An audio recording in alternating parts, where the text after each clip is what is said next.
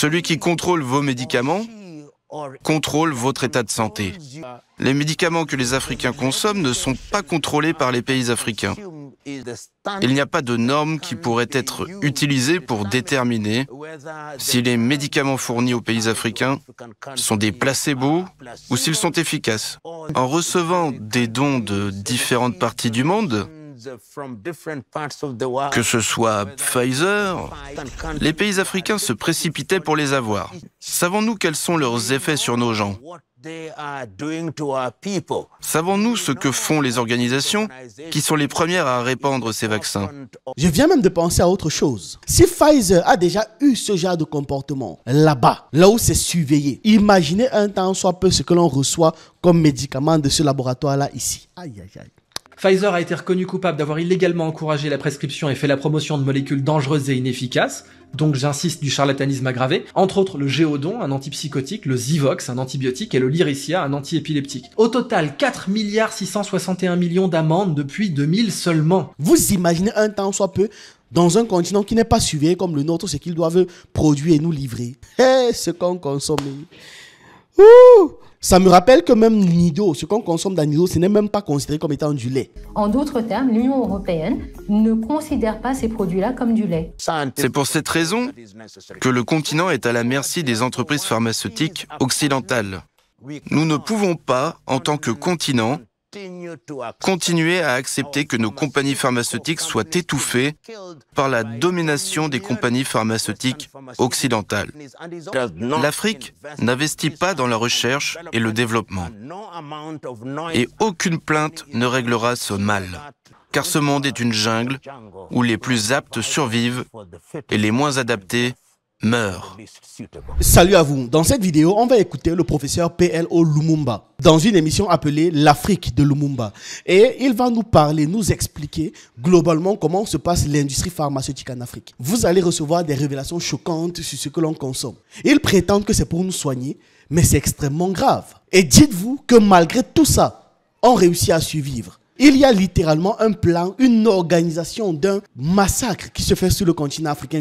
Je ne trouve pas d'autres mots sur ce qu'ils sont en train de faire. Parfois, on a l'impression que ce que l'on regarde dans des séries comme The Blacklist ou d'autres séries où on parle de complot à l'échelle internationale, voilà, c'est du fantasme, c'est pas réel. Puis vous vous rendez compte qu'en fait, non. La fiction n'est même obligée que de prendre un petit pourcentage du réel pour paraître crédible. On a souvent l'impression que la fiction, c'est l'exagération du réel. C'est l'inverse. La fiction, c'est l'adoucissement du réel, parce que le réel est trop brutal. Je suis P.L.O. Lumumba, depuis le Windsor Golf Hotel et Country Club, et nous discutons du rôle des sociétés pharmaceutiques étrangères sur le continent africain. Il y a de nombreuses années, un Africain célèbre, Ali Mazrui, a déclaré « L'Afrique produit ce qu'elle ne consomme pas et consomme ce qu'elle ne produit pas ». C'est un académicien américain d'origine kenyane, professeur et publiciste spécialisé dans l'étude de l'Afrique, de l'islam et des relations nord-sud. L'affirmation est plutôt très simple à comprendre. L'Afrique produit ce qu'elle ne consomme pas et consomme ce qu'elle ne produit pas. C'est très simple. Vraiment, il n'y a pas besoin de 1001 réflexions derrière. Mais pourquoi? Pourquoi? Factuellement, pourquoi? Le professeur Lumumba a pris cet exemple pour nous parler des produits pharmaceutiques. Mais j'aimerais, avant de poursuivre, vous expliquer pourquoi est-ce que l'Afrique produit ce qu'elle ne consomme pas et consomme ce qu'elle ne produit pas. Toujours regarder dans l'histoire. Lorsque quelque chose arrive à une population, une société, une civilisation, la première chose que l'on consulte, c'est l'histoire. Puisque ce n'est pas une fatalité. Ce n'est pas quelque chose qui est arrivé comme ça, comme par magie. Ce n'est pas quelque chose que nous avons toujours fait. Il y a une période où l'Afrique ne produisait que ce qu'elle consommait et consommait tout ce qu'elle produisait littéralement. Donc, qu'est-ce qui s'est passé à un moment donné? Vous devez savoir que ça, c'est le résultat d'une organisation historique, économique et politique. Ça a été imposé aux sociétés africaines sur des décennies et des décennies. Bien organisé avec des traîtres locaux, des envahisseurs extérieurs et j'en passe. On va rapidement traiter le sujet en 4 volets pour poursuivre l'écoute. de M. Lumumba. C'est-à-dire, la première chose, c'est l'origine coloniale. Ensuite, la période dite des indépendances, qui n'était pas en réalité le cas. Puis, on va répondre à qui organise tout ça aujourd'hui et pourquoi est-ce que c'est toujours défavorable aux Africains. Pour moi, ce genre de sujet, c'est vraiment l'occasion pour se documenter un maximum sur notre état actuel. Parce que les gens ont souvent l'impression que c'est arrivé comme ça, que le problème de l'Africain, c'est l'Africain, qu'on n'a jamais su s'organiser. J'en passe, c'est faux. Il y a une différence entre volontairement se faire désorganiser et une société incapable de s'organiser. Ça n'a rien à voir, c'est pas le même problème. C'est-à-dire, j'arrive chez vous, je gâte tout, je casse les choses, je salis tout. Ça ne veut pas dire que vous ne savez pas ranger chez vous. Or, c'est différent de celui qui volontairement laisse sa maison en désordre. Et nous sommes dans le premier cas de figure ici. Pendant la période coloniale, tous les pays criminels et envahisseurs ont structuré les économies africaines pour servir leurs besoins industriels à eux et leurs besoins commerciaux à eux. Ce n'était pas orienté envers les Africains, mais envers leurs propres besoins de criminels. On prend l'exemple du cacao et du café, avec plein d'autres produits. C'est massivement cultivé en Afrique, non pas pour nourrir les Africains, mais pour être exporté vers l'Europe. Et ça continue aujourd'hui. Rien qu'avec ces deux exemples, la cacao et café. Quel pays en Afrique a la culture de manger du chocolat le matin? Quel pays en Afrique a la culture de boire le café le matin? Très peu. Nous, on sait ce qu'on mange le matin. C'est les beignets haricots bouillis. C'est du pain haricot. C'est du pain sauce viande. C'est du pain avocat. C'est le reste de la nourriture de la veille. C'est un repas local. Parce qu'en fonction des cultures africaines, ils ont des mets pour ouvrir l'estomac, ainsi de suite, ainsi de suite. C'est toute une gastronomie, c'est toute une science. Mais simplement pour vous dire que le besoin de prendre le chocolat le matin et de boire un café le matin, ce n'est pas culturellement africain. Certains l'adoptent, il n'y a pas de problème à ça. C'est pas une façon de dire arrêtez de boire du café. Certains l'adoptent, mais simplement dans une mouvance, c'est tout. Mais très peu d'Africains, regardez autour de vous, si vous vivez en Afrique, se lèvent le matin et disent qu'ils vont aller boire du café, mais qu'ils vont prendre ça comme petit déjeuner. C'est extrêmement rare. Et ça ne s'arrête pas là. Parce que pendant qu'ils étaient massivement en train de produire, c'est qu'eux, ils allaient consommer ce qui était nécessaire ou demandé par leur économie, leur population et j'en passe. Ils interdisaient en parallèle ou alors limitaient très fortement le développement d'industries locales, obligeant les Africains à importer les produits transformés. C'est-à-dire, ils vont récupérer notre coton, mais ils vont nous envoyer des vêtements. Ils vont récupérer nos cannes à sucre, mais ils vont nous envoyer les morceaux de sucre transformés. Et ils vont récupérer notre métal, mais ils vont nous envoyer des machines. Et ils les vendent bien évidemment extrêmement cher, à des prix extraordinairement exorbitants. Résultat, on a une économie dépendante tournée vers l'extérieur. Juste pour parler en termes de matériel par exemple. Au Cameroun, le coût moyen d'un ordinateur en Afrique est 3 fois plus élevé qu'en Europe. C'est-à-dire, si vous voyez un ordinateur en Europe, une tour qui coûte 1000 €, en Afrique, les mêmes configurations vont coûter 3000, 3500 €, voire 4000 €. Exactement les mêmes. Non, qu'est-ce que je raconte? C'est même pire. Puisque ce que l'on va recevoir, ce sera seconde main ou alors de basse qualité. Quelqu'un aura bien utilisé son ordinateur, aura vendu ça, mais malgré tout, on va racheter quelque chose de seconde ou troisième main à 3 ou 4 fois le prix du neuf. Et c'est comme ça constamment, partout, dans tous les secteurs d'activité. Là, je ne prends qu'un seul exemple de ce que je côtoie au quotidien constamment. S'équiper coûte excessivement cher. Vous voyez? Donc, ça vient d'abord de cette organisation coloniale. Ensuite, la période dite des indépendances. On parle d'après les années 1960. Il y a beaucoup de dirigeants africains qui ont hérité de la structure de la colonisation, structure économique qui nous défavorise. Et ils n'ont pas pu, ou alors ils n'ont pas voulu, parce qu'ils étaient complices, transformer radicalement ce système économique-là. Les choses sont restées. Les pays européens, les pays occidentaux ont continué de dominer l'économie et ont maintenu l'Afrique dans le rôle de fournisseur. Les fournisseurs de matières premières. Et quand tu n'es pas fournisseur de matières premières, tu es une fois consommateur du produit manufacturé, du produit final. Il n'y a pas de transformation au milieu. On fournit les matières premières, eux ils transforment et on vient seulement consommer. Et la grande aide qui permet aux pays occidentaux de pouvoir maintenir ce système, c'est les programmes d'ajustement structurel imposés par le FMI, la Banque mondiale et tous leurs amis pendant des années, c'est-à-dire des années 1960 à 1990, avec une accélération entre 80 et 90, bien évidemment.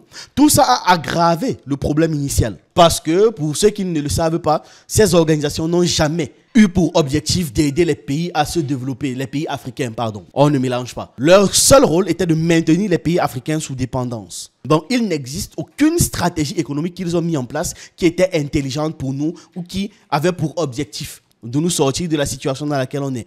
Absolument pas. Au mieux, vous volez cet argent et vous mangez. Voilà. Donc, le FMI et la Banque mondiale ont forcé les pays africains à ouvrir leur marché tout en réduisant les investissements dans les industries locales. Un étranger peut venir s'installer ici sans problème, une entreprise étrangère, mais vous essayez un peu, vous verrez. Aujourd'hui maintenant, qui organise cette même mafia économique? Ce sont les mêmes. États-Unis, Union européenne et j'en passe. Ce sont ces nations qui fixent les règles de l'économie mondiale que nous suivons bêtement. Alors qu'il y a au moins un moyen et une alternative qui nous permettrait de sortir de ce guêpier. Les multinationales en Afrique contrôlent la chaîne d'approvisionnement, achètent les matières premières africaines à très bas prix, puisque c'est eux qui fixent les prix. Ils peuvent choisir la valeur de vos produits, vraiment sans aucune gêne. Mais ils revendent les produits finis extraordinairement chers. C'est ce que j'expliquais. Le kilo de cacao coûte combien? Bon, disons 5 000 francs. Les dernières nouvelles que j'ai, c'est 5 000 francs. Ok? Bon, là, je parle du Cameroun. Particulièrement, le kilo de cacao au Cameroun, d'après mes dernières informations, c'est 5 000 francs. Je sais que ça peut avoir changé entre-temps. Mais on nous revend la plaquette de chocolat de 2 grammes à combien? C'est 1 000 francs. 1 000 francs la plaquette de chocolat. 5 000 francs le kilo de cacao. Vous voyez le déséquilibre déjà? On peut aussi très bien parler de l'élite locale africaine. Parce qu'il y a une trop grande partie de dirigeants africains qui, par complicité ou par manque de vision, préfèrent gérer le système à l'État. Ne rien changer. Car eux, ils ont tiré des bénéfices personnels. Ils ont des contrats, des commissions, ils s'enrichissent. Eux-mêmes, ils ont même des entreprises et j'en passe. Et les responsables contemporains, comme à l'époque, c'est toujours les institutions financières occidentales dites internationales en Afrique. Parce qu'ils conditionnent les prêts et les aides. Donc ce ne sont plus des prêts, donc ce ne sont plus des aides, littéralement. Et ce sont elles encore qui dictent les politiques économiques africaines. Résultat, on est dans cette situation. Là, je parle vraiment en termes généraux parce que M. Lumumba va revenir sur le cas spécifique de l'industrie pharmaceutique. En quatrième point, pourquoi est-ce que c'est toujours défavorable aux Africains? Parce que le système est pensé pour pouvoir créer de la valeur ailleurs qu'en Afrique. Jamais en Afrique, toujours à l'extérieur. Parce que les Africains vendent des ressources brutes au lieu de les transformer. Parce que la consommation africaine est dominée par les produits étrangers. Que ce soit les technologies, les médicaments, la nourriture, tout est transformé ailleurs. Et aussi, surtout, parce que l'Afrique reste fragmentée politiquement et économiquement. On parle de plus de 50 petits marchés, 50 pays, 50 petits marchés, au lieu d'un grand marché intégré. La dernière fois, on se plaignait ensemble d'à quel point c'est difficile pour les Africains de circuler en Afrique. Ça fait partie de tout ça. Ça empêche de bâtir une industrie continentale puissante et de pouvoir nourrir ou servir globalement un marché continental. Donc voilà, cette incitation est beaucoup plus sensée que ce que l'on pense. Et il y a des ramifications extraordinaires dans trop de secteurs. Cette affirmation est également valable pour les produits pharmaceutiques. Si vous regardez la liste des 20 plus grandes sociétés pharmaceutiques du monde, il n'y a pas une seule société pharmaceutique africaine. Les sociétés pharmaceutiques dominantes dans le monde sont généralement des sociétés pharmaceutiques occidentales. GlaxoSmithKline, Pfizer, Bayer, ce sont toutes les entreprises que nous connaissons et qui sont représentées dans différentes parties du continent africain. Or, les entreprises africaines ne sont que des mandataires ou des satellites de ces entreprises.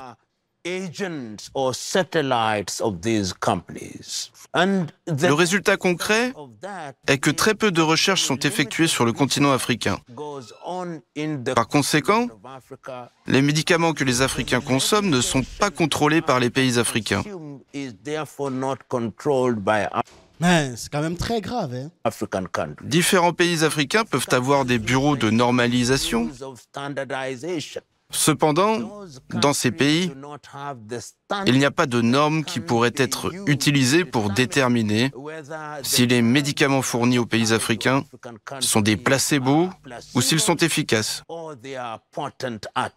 Mais vous réalisez en fait ce qu'il est en train de nous expliquer? L'Occident peut littéralement nous envoyer tout et n'importe quoi. On ne saura absolument pas vérifier si ce que l'on a reçu sert à nous soigner ou sert d'autres desseins. Avec leur obsession de la natalité africaine, parce qu'ils sont littéralement obsédés par ça, on vient de nous apprendre là à Mondovision qu'ils sont capables d'envoyer des médicaments qui réduisent la fertilité africaine. Et on ne le saura pas. Est-ce que c'est intégré dans votre paracétamol?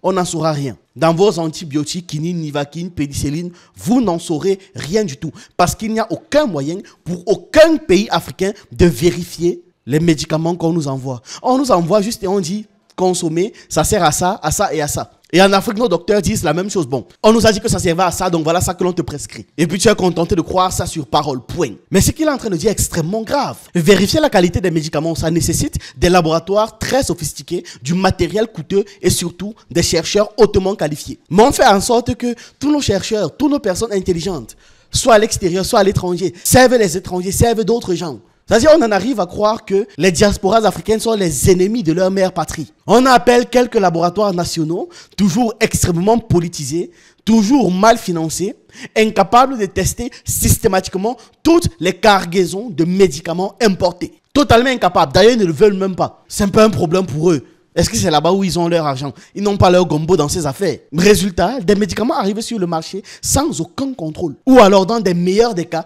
ce sont les contrôles extrêmement limités. Ils vont prendre juste quelques-uns et puis ils vont faire rapidement un test de l'équité derrière. Et on revient encore à cette dépendance vis-à-vis de l'extérieur. Parce qu'on importe 90% des médicaments qu'on consomme.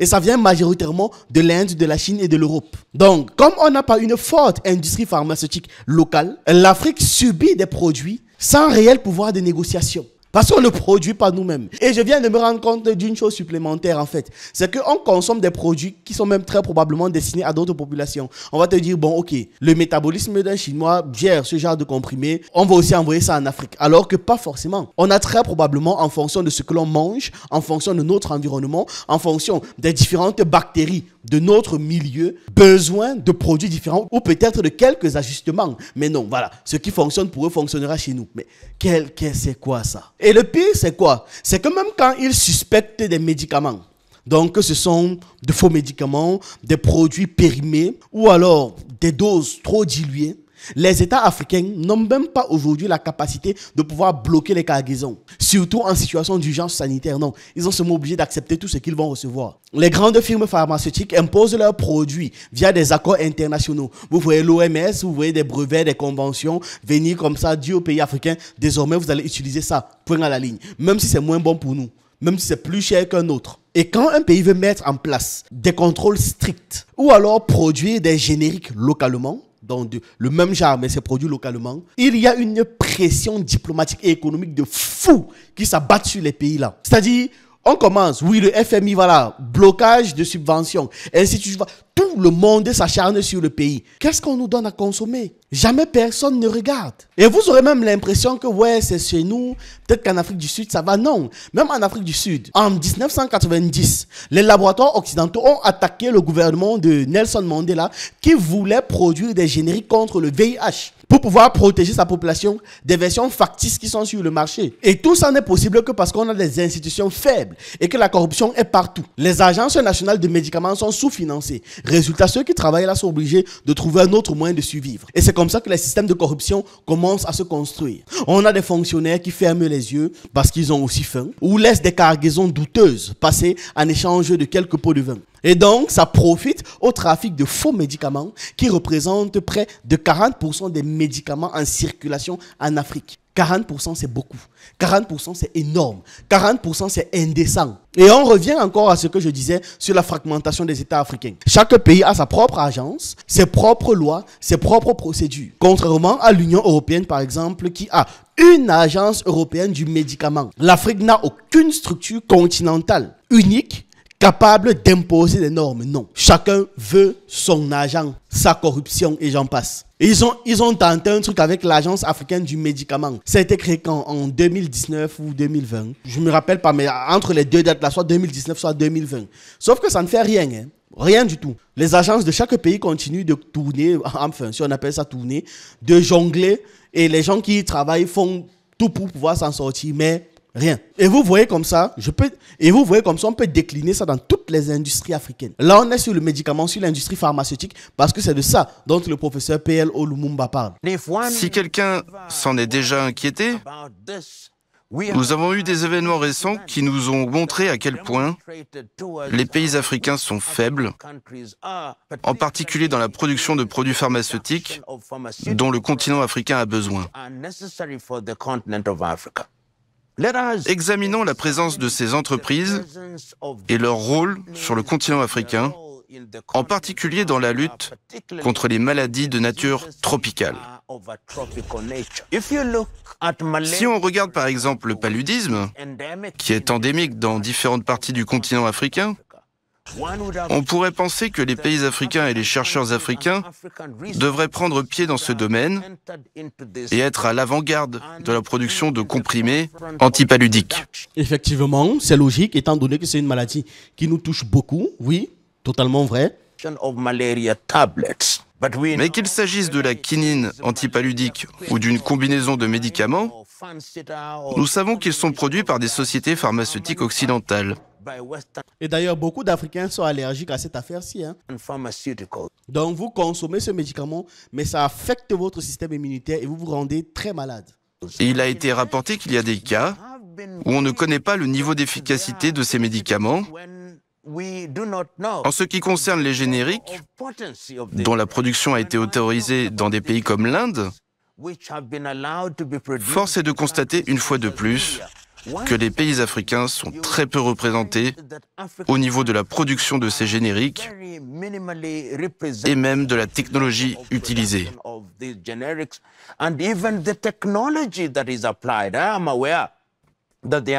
Je sais qu'il y a un certain nombre de pays qui coopèrent maintenant avec diverses sociétés pharmaceutiques occidentales et même avec des sociétés pharmaceutiques indiennes et peuvent produire des génériques ou des médicaments pour traiter le paludisme, le VIH, le sida, des vaccins contre la poliomyélite et d'autres maladies. Mais encore une fois, la technologie est préservée et contrôlée par des pays situés en dehors du continent africain.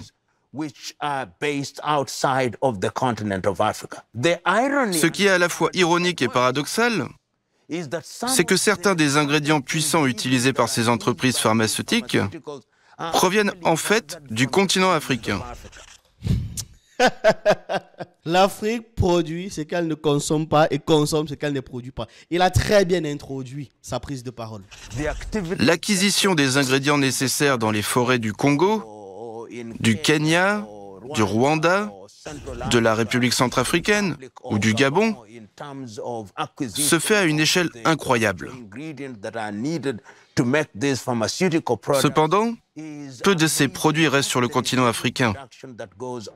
Certains pourraient se demander pourquoi cela devrait nous inquiéter.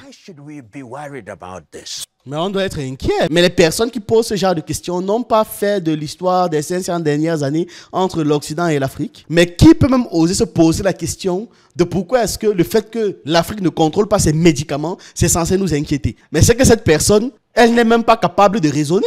Celui qui contrôle vos médicaments contrôle votre état de santé. Et comme ce n'est pas nous qui contrôlons les médicaments qui entrent et sortent de l'Afrique, ce n'est pas nous qui contrôlons l'état de santé des Africains. Réalisez ce que je viens de dire. Ça veut dire que là maintenant, il peut y avoir tout un programme d'effacement des Africains.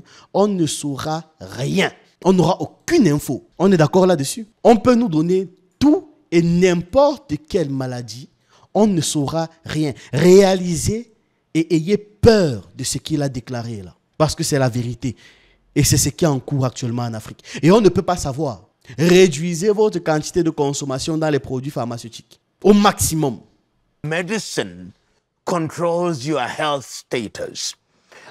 Et l'une des choses qui nous a beaucoup inquiétés en tant qu'Africains, c'est la période du Covid-19. À cette époque, il était question en particulier en Afrique de ce qu'on appelle l'appétit pour les vaccins. On disait que les pays africains ne recevaient pas ce qu'ils considéraient comme leur juste part des vaccins importés sur le continent. En recevant des dons de différentes parties du monde, que ce soit Pfizer, Johnson & Johnson ou Moderna, Les pays africains se précipitaient pour les avoir. Mais les plus curieux d'entre nous se posaient une autre question. Ces vaccins sont-ils testés? Savons-nous quels sont leurs effets sur nos gens? Savons-nous ce que font les organisations qui sont les premières à répandre ces vaccins? La fondation Bill et Melinda Gates... En fait, je viens même de penser à autre chose. Si Pfizer est accusé et a déjà payé plusieurs amendes en Europe, aux États-Unis, pour comportement très bizarre, je dirais même criminel à un certain nombre d'égards. Si Pfizer a déjà eu ce genre de comportement là-bas, là où c'est surveillé, imaginez un temps soit peu ce que l'on reçoit comme médicament de ce laboratoire-là ici. Aïe, aïe, aïe. Imaginez un temps soit peu ce que l'Afrique reçoit comme médicament. Pfizer a déjà eu de gigantesques amendes. Prenons donc le passif judiciaire abominable de Pfizer, sur lequel les médias vendus ne se sont pas arrêtés. Comme il y en a beaucoup trop, on va commencer arbitrairement par le seuil d'une amende de 30 millions de dollars et puis on remontera de la plus petite à la plus grosse. En 2000, donc, la filiale Wyatt Ayerst de Pfizer est condamnée à 30 millions tout rond par la Food and Drug Administration, la FDA, pour violation répétée de la sécurité. En 2014, elle est condamnée à 35 millions pour publicité mensongère, représentation déloyale de ses produits, bref, concrètement, charlatanisme. En 2019, c'était 41 millions pour avoir propagé des faits falsifiés, donc des mensonges. Tiens, Pfizer poserait des mensonges à 41 millions. En 2010, la filiale Alpharma, 42,5 millions d'amendes pour un crime similaire, mensonge, fait falsifié, directement auprès du ministère de la Justice américain. 2012, 42,9 millions d'amendes pour publicité mensongère et charlatanisme. 2002, 49 millions pour fausse déclaration médicale, donc toujours charlatanisme. 2012, 55 millions pour violation de la sécurité. 60 millions en 2008, publicité mensongère, promotion illégale de certains produits, toujours charlatanisme. 2005 et 2006, 2 condamnations jumelles d'affilée pour la filiale King Pharmaceutical pour la coquette somme de 124 millions de dollars, chacune falsification des faits, fausse déclaration, encore et toujours charlatanisme. 2004, 190 millions pour la filiale Warner Lambert, publicité mensongère, promotion illégale de certains produits, charlatanisme. 2013, condamnation pour les mêmes raisons, 257 millions de dollars pour la filiale Wyeth, donc toujours charlatanisme. 2009, 331 millions, bon sang, pour pot de vin, rétrocommission, donc corruption de médecins et de fonctionnaires, oui ça nous change du charlatanisme. 2016, encore Wyeth Pharmaceutical pour falsification, charlatanisme, 371 millions de dollars. 2004, Warner Lambert condamné à 430 millions de dollars pour charlatanisme. 2013, encore Wyeth décidément, charlatanisme toujours, 490 millions d'amendes. 2016, falsification, publicité mensongère pour la maison mère, cette fois, c'est-à-dire Pfizer, 784 millions d'amendes. Mais tout cela n'est rien en comparaison du record de 2009, qui a d'ailleurs depuis encouragé Pfizer à distribuer les fraudes sur ses filiales pour prendre des amendes plus petites et garder une réputation d'enfant de cœur. De toute façon, les médias vendus ne l'attaqueront jamais. 2 milliards et 300 millions de dollars pour la promotion et la vente de molécules inadaptées, donc du charlatanisme pur et simple, organisé à très grande échelle. Pfizer a été reconnu coupable d'avoir illégalement encouragé la prescription et fait la promotion de molécules dangereuses et inefficaces, donc j'insiste, du charlatanisme aggravé, entre autres le Géodon, un antipsychotique, le Zivox, un antibiotique, et le Lyricia, un antiépileptique. Au total, 4 661 millions d'amendes depuis 2000 seulement. Vous imaginez un temps soit peu dans un continent qui n'est pas surveillé comme le nôtre, ce qu'ils doivent produire et nous livrer. Ce qu'on consomme. Ça me rappelle que même Nido, ce qu'on consomme dans Nido, ce n'est même pas considéré comme étant du lait. On passe ensuite au lait Nido. Et tout de suite, le premier constat. On voit bien que c'est un lait qui est à base de lait écrémé, donc du lait dont on a retiré la crème, qui est naturellement dans le lait, et ensuite qu'on a réengraissé avec de l'huile de palme, qui est une huile végétale bon marché, qu'on trouve un petit peu partout. Dans les 500 grammes de Nido analysés, plus de 30% sont des lipides.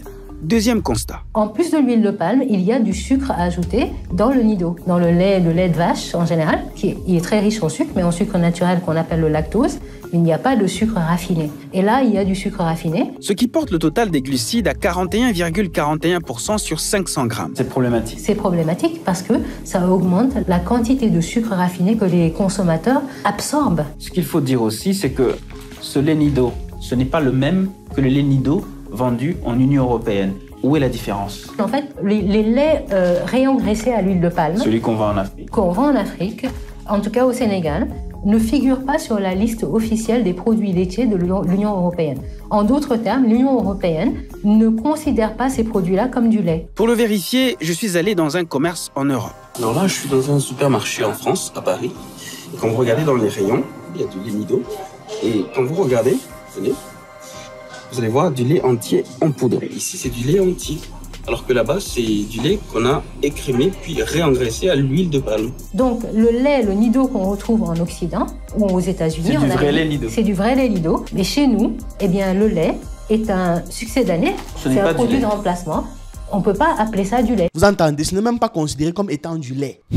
Qu'est-ce qu'on mange? Qu'est-ce qu'on boit? Qu'est-ce qui entre dans notre organisme? On n'en sait rien. Et nos gouvernements sont là, c'est pas leur problème. Hein? Ils sont préoccupés par autre chose. En fait, je me rends compte que ces gars n'ont pas compris que sans population, on n'a pas de pays. La fondation Bill et Melinda Gates, la fondation Clinton et toutes ces fondations largement présentes sur le continent africain, Et toutes des fondations criminelles. avons-nous suffisamment d'informations à leur sujet pour déterminer quels sont les objectifs de leurs activités en Afrique? La réponse est que nous ne pouvons pas évaluer l'impact positif de ces entreprises pharmaceutiques sur l'Afrique. Si, on a des informations et les informations sont claires. Ces fondations-là ne sont absolument pas là pour le bien de l'Afrique. Un autre aspect qui n'est jamais abordé concerne les recherches. Prenons par exemple la recherche sur la malaria menée par l'Université d'Oxford conjointement avec l'Institut de recherche médicale du Kenya à Nairobi, au Kenya. Ces résultats sont brevetés au Royaume-Uni et non en République du Kenya. Et c'est le cas pour de nombreux autres pays africains qui consomment ainsi des produits qu'ils ne connaissent pas. That African countries are consuming things that they do not know. There is anecdote. Des preuves anecdotiques suggèrent que les Africains reçoivent et consomment des médicaments dont l'efficacité est douteuse. Ces médicaments sont douteux parce que de nombreux pays africains n'ont pas les capacités nécessaires pour en évaluer l'efficacité.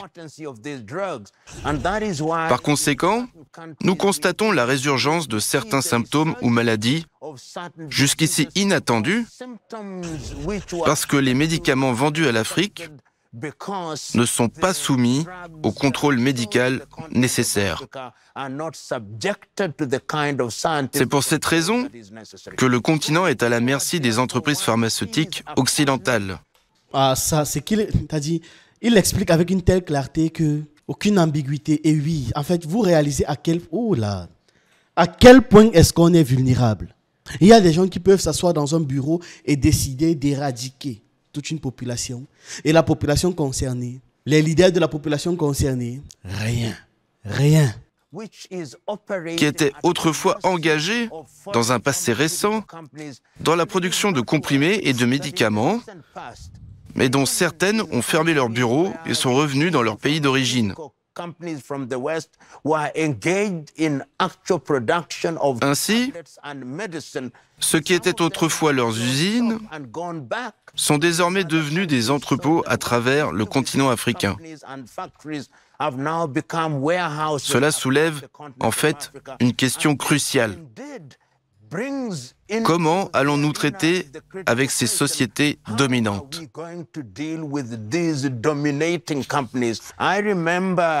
Je me souviens que pendant la période du Covid, lorsque l'Institut malgache de recherche appliquée a proposé un vaccin ou un remède appelé Covid Organics, qui était censé être un médicament africain, les gens l'ont rejeté. Lorsque l'Institut Pasteur de Dakar au Sénégal a présenté un test de dépistage, les Africains l'ont rejeté. Ah oui, il y a aussi ça, c'est vrai. Il soulève aussi un point, c'est vrai. Le fait que l'Africain ne croit pas aux produits qui viennent d'ici. Ça, c'est un problème psychologique très grave.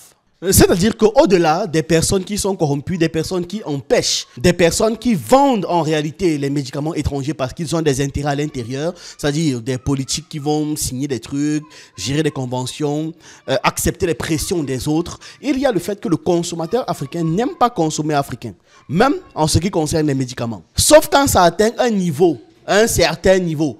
Là, tout le monde est obligé de rentrer au village parce qu'à la fin de la journée, factuellement, on utilise tous les médicaments de chez nous, mais seulement quand c'est déjà fort. Et ça commence avec l'héritage du colonialisme. Parce que le colon a inculqué dans notre esprit l'idée que ce qui est européen est forcément supérieur. Et ce qui est africain est primitif, arriéré ou tout simplement de mauvaise qualité. Dans les écoles coloniales, on apprend, parce que c'est toujours le cas aujourd'hui, aux enfants le concept de la modernité. Et que la modernité vient forcément d'ailleurs, jamais de chez eux. Résultat, il y a un complexe d'infériorité intériorisée et collective qui s'est installé dans l'esprit de tout le monde. Où on pense qu'acheter local, c'est revenir en arrière. On ne peut pas être arriéré. Alors que acheter à l'étranger, c'est évoluer. C'est bien. C'est changer. C'est montrer que tu as pris du grade socialement. Et il y a aussi une valeur symbolique de l'Occident. Acheter un produit importé n'est pas seulement un acte économique, c'est aussi un symbole social. Posséder un parfum français, un téléphone américain, une voiture allemande, c'est égal à quoi? Statut social, statut, modernité et prestige. Or, à l'inverse, consommer africain égale manque de moyens. C'est juste parce que tu es pauvre. Ça signifie que tu n'es pas moderne. Ça révèle donc de la psychologie de distinction sociale. Montrer qu'on a accès à ce qui est étranger devient une manière de se valoriser devant les autres. Or, moi je dis souvent ça, quand un vendeur veut me vendre une chaussure et qu'il me dit, gars, c'est américain et il plie la chaussure, je lui dis, on ne consomme pas quoi qui vient de l'étranger. Tout vient de l'étranger, non? Parce qu'il disait souvent, le truc ça a pris l'avion. Tout ce que je consomme prend l'avion ou le bateau. Il y a très peu de trucs que je consomme qui viennent d'ici. Donc, c'est pas en me disant que ça vient de l'étranger que tu vas pouvoir me vendre la chaussure là 15 fois plus cher que ce qu'elle ne l'est déjà. Pensez-y. Quand un vendeur arrive, vous dit que mince, le peigne ici, ça a pris l'avion, petit frère. Tu connais la marque, c'est un peigne Gucci. Tu dis, et alors? En balle, ça, tu jettes à la poubelle. Moi, je veux simplement l'effet utile du peigne. Le reste là, il faut me jeter ça. Mais pourquoi est-ce qu'ils le disent? Pourquoi c'est un argument de vente? Parce qu'ils savent que ça crée du prestige dans l'esprit de la personne. Je me rappelle une fois, on m'avait offert une chaussure Balenciaga. J'ai jamais porté la chaussure, la personne ne comprenait pourquoi. Je la trouvais tout simplement moche. Aussi simple que ça. Et plein de personnes étaient là, gars, tu as une Balenciaga? Oui, et alors? D'abord, je ne connais même pas la marque. Je ne vois pas en quoi c'est prestigieux. Peut-être que si je connaissais la marque, ça allait me donner des frissons. Mais en règle générale, je ne connais pas les marques de luxe. Et j'ai même compris qu'en réalité, le luxe, c'est simplement un truc bon marché qu'on vend très cher. Ah, c'est terrible. En tout cas, ce qu'on constate, c'est qu'il y a une méfiance envers soi-même. Sociologiquement, il existe en fait une méfiance intérieure envers les Africains et que les Africains ont envers eux-mêmes et leur pays et leur nation et ce qu'ils font. On fait plus confiance à un étranger qu'à son voisin. On croit plus à un médecin blanc qu'à un médecin africain, même si les deux ont exactement les mêmes compétences. Et ça vient du rapport hiérarchique imposé par l'histoire coloniale en réalité, où l'Africain était toujours dominé et donc perçu comme étant moins compétent, moins efficace, moins tout en réalité. Voilà les conséquences. Quand un Africain lance une marque, ses propres compatriotes doutent de la qualité, au point où on est obligé de faire passer nos marques comme n'étant pas des marques africaines. Et je le sais, d'expérience. Et vous le savez, on le sait tous, d'expérience. Ne faites pas l'erreur de lancer une marque vous disant que c'est une marque africaine. Si vous voulez faire de l'argent en Afrique, n'essayez même pas. Et on le sait tous. Le conditionnement médiatique et culturel joue beaucoup.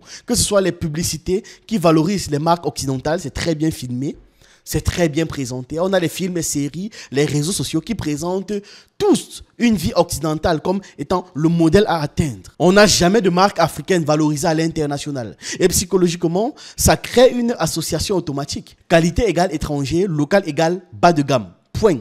Et en plus, comme on produit généralement localement avec beaucoup moins de moyens que d'autres, c'est plus cher. Donc les gens m'ont dit, donc non seulement c'est bas de gamme, mais c'est encore plus cher. Non mais laissez. On manque d'expérience collective positive. Parce qu'il y a beaucoup de produits locaux intéressants, mais qui manquent de standardisation, de packaging attractif et j'en passe. Et cette expérience répétée de plusieurs produits locaux, donc c'est mal présenté, ça renforce l'idée que ce qui est local est forcément pas fiable.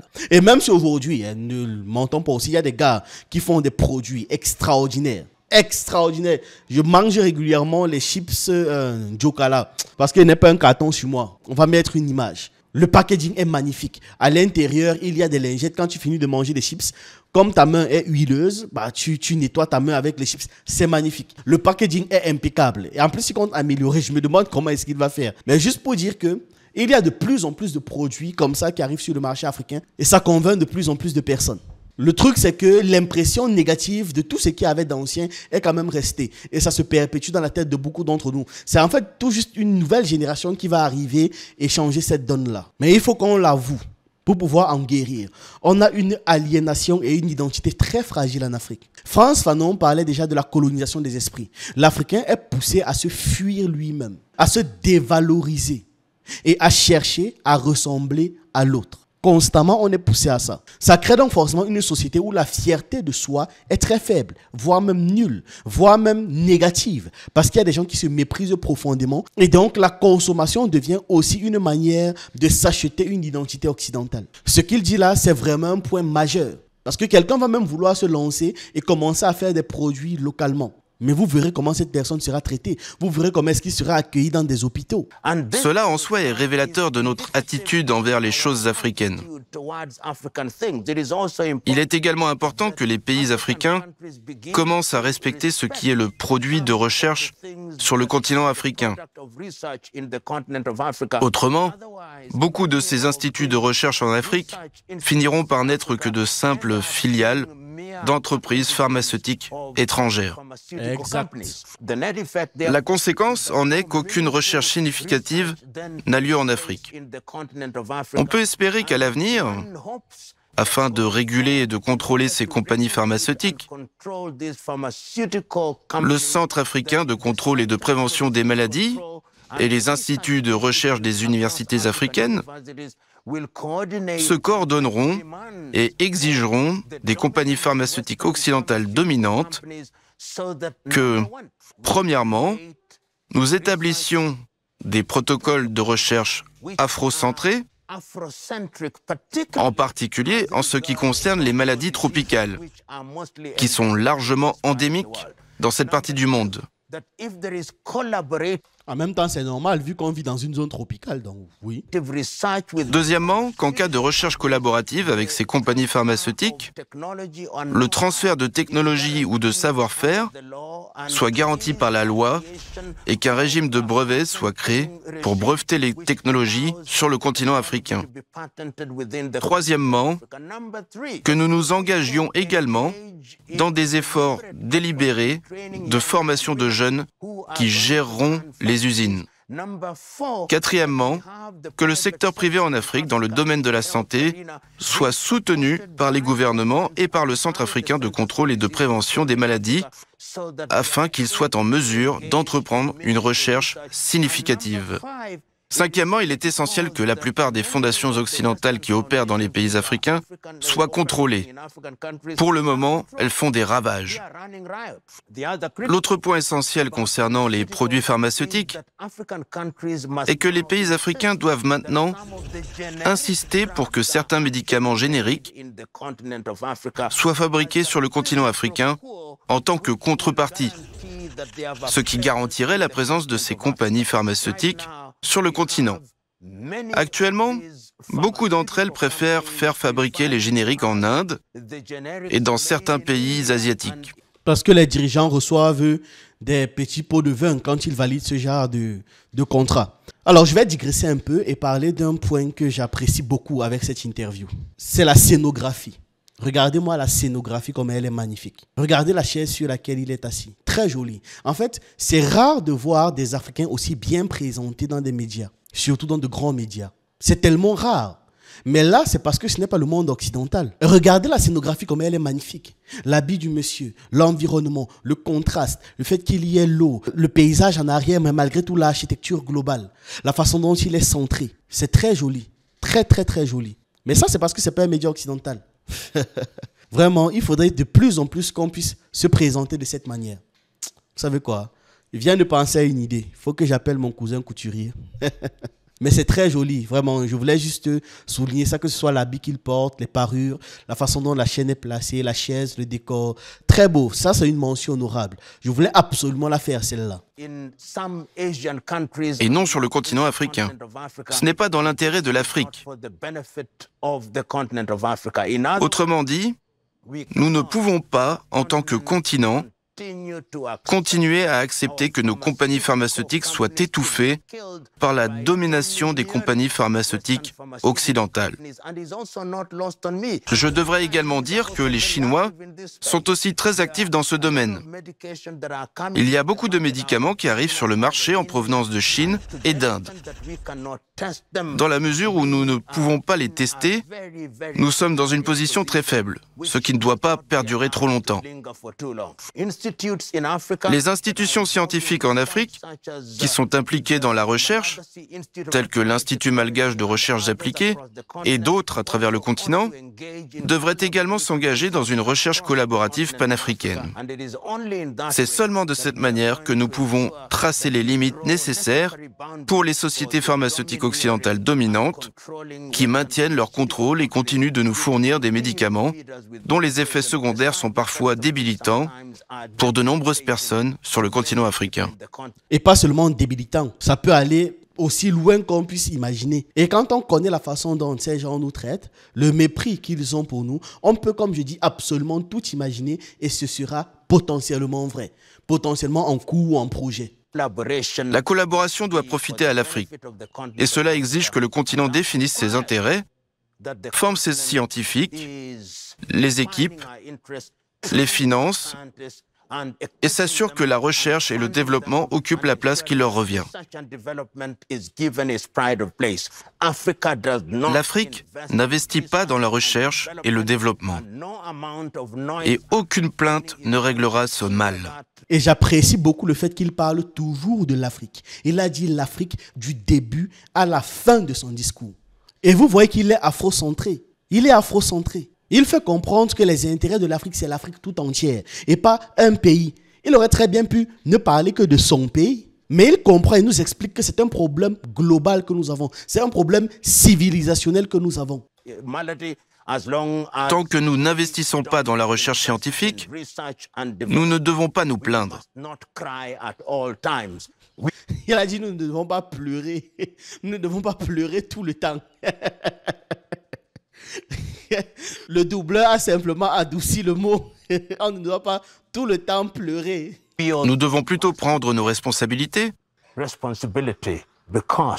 car ce monde est une jungle où les plus aptes survivent et les moins adaptés meurent. Aussi simple que ça. Il a tout dit. Il a tout dit. Ce monde est une jungle où les plus aptes survivent et les moins adaptés crèvent, meurent. Je n'ai plus rien à rajouter. Sa conclusion, elle est parfaite. Ça nous fait comprendre tous les enjeux. Et que le monde ne sera pas gentil avec nous. Et que personne ne sera gentil avec nous parce que chacun est en train d'abord de servir ses intérêts.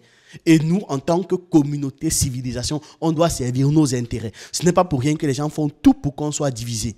Tout pour qu'on ait l'impression qu'on est différents les uns des autres. Voilà, donc on va s'arrêter là. D'ailleurs, c'est même la fin de l'interview. Dites-moi ce que vous en pensez en commentaire.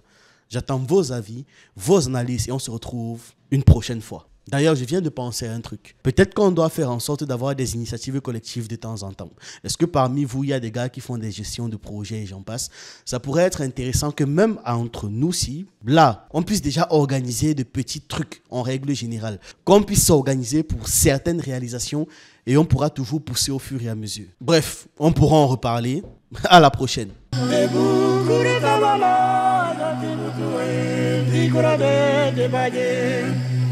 Dibaye, dibayo, kuraikite, yo dibaye, o abayi, o yandamaba, yahu.